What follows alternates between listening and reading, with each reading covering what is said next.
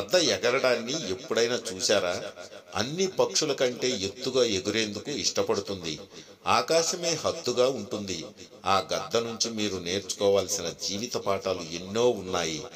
గద్ద నుంచి మనం ఏం నేర్చుకోవచ్చు?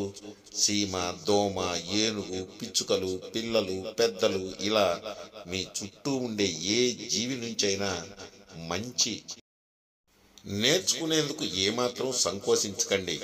మీకు ఎదురుపడిన ఏ జీవిని సులకనగా చూడకుండా దాని నుంచి ఏదో ఒకటి నేర్చుకునేందుకు ప్రయత్నించండి. ఇక్కడ గద్ద నుంచి మనం నేర్చుకోవలసినవి కొన్ని జీవిత పాఠాలు. ఆకాశమే హద్దుగా ఎగిరిపోతుంది. అన్ని పక్షుల కంటే ఎత్తుగా ఎగిరేందుకు ఇష్టపడుతుంది. దాని దృష్టి చాలా తీక్షణంగా ఉంటుంది. భయమంటే ఎగరనట్టు ఎగురుతుంది. పట్టుదలతో ముందుకు సాగుతుంది. స్వేచ్ఛగా ఉండేందుకు ఇష్టపడుతుంది. ఇలాంటి పక్షుల నుంచి మనము నేర్చుకునే జీవిత పాఠాలు ఎన్నో ఉన్నాయి. ఇతర పక్షుల్లాగా గద్దలు గుంపులు గుంపులుగా ఉండేందుకు ఇష్టపడవు. ఎత్తైన ప్రదేశంలో ఏకాంతంగా ఉంటాయి. స్వతంత్రంగా ఉండేందుకు ఇష్టపడతాయి. దాని మార్గం ఎంతో స్పష్టంగా ఉంటుంది. వ్యక్తిగత అభివృద్ధిని కోరుకునేవారు ఎవరైనా ఇలా గద్దలాగా తమని తాము నమ్ముకొని ముందుకు వెళ్ళాలి అంతే తప్ప గుంపులు గుంపులుగా గుంపులో ఒకరిగా వెళ్లేందుకు ప్రయత్నించకూడదు. ఒంటరితనం ఒక్కోసారి కష్టంగా అనిపించవచ్చు, కానీ విజయం సాధించాక అది మిమ్మల్ని ఎంతో మందికి దగ్గర చేస్తుంది. గద్దలు కొన్ని కిలోమీటర్ల దూరం నుండే తీక్షణమైన దృష్టితో తమ ఆహారాన్ని గుర్తిస్తాయి. ఆహారాన్ని సాధించాలనే దృక్పథంతో చూపును ఎటూ తిప్పవు. ఆహారంపైనే దృష్టిని నిలుపుతాయి. ఆ విషయంలో దానికి ఎంతో స్పష్టత ఉంటుంది. దూరదృష్టి కూడా ఎక్కువే. ఇలాంటి మనస్తత్వాన్ని మనం కూడా అలవర్చుకోవాలి. 4-5 లక్ష్యాలు పెట్టుకునే కన్నా ఒకే లక్ష్యాన్ని పెట్టుకొని దాన్ని సాధించేందుకే ముందుకు వెళ్ళాలి. మధ్యలో ఎన్ని అవాంతరాలు వచ్చినా పట్టించుకోకుండా అనుకున్నది సాధించాలి. గద్దలను చూసినప్పుడు వాటిలో భయం ఏమాత్రం కనపడదు.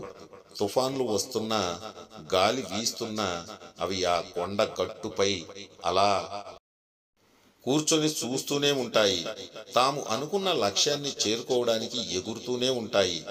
గద్ద మనస్తత్వం నుంచి మనం తీసుకోవాల్సిన ప్రధాన లక్షణం ఇది. జీవితంలో ఎదురయ్యే తుఫాన్లకు, అవాంతరాలకు భయపడిపోయి వెనక్కి తిరిగి వెళ్ళకూడదు.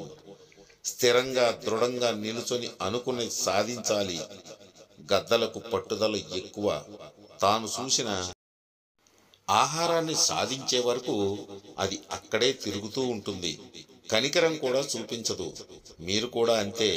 మీరు అనుకున్న లక్ష్యాలను సాధించాలంటే అంకిత భావంతో పనిచేయడమే కాదు, పట్టుదలతో ముందుకెళ్ళాలి. గద్దలు కష్టమైనా కూడా తాము అనుకున్నది చేయడానికి ఇష్టపడతాయి.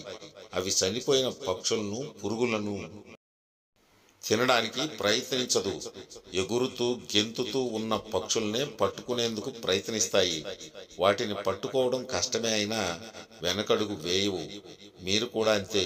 సులభంగా చేతికి అందే అవకాశాలను అందిపుచ్చుకోవడానికి ప్రయత్నించకండి.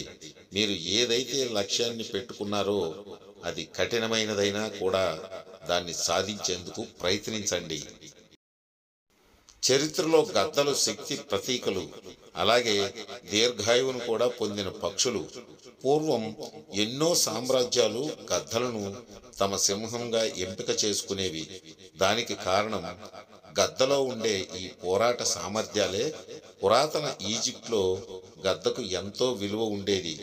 దాన్ని దైవిక అంశంగా భావించారు. గద్దకున్న శక్తి, సామర్థ్యాలే ఇంతటి గుర్తింపును తెచ్చాయి.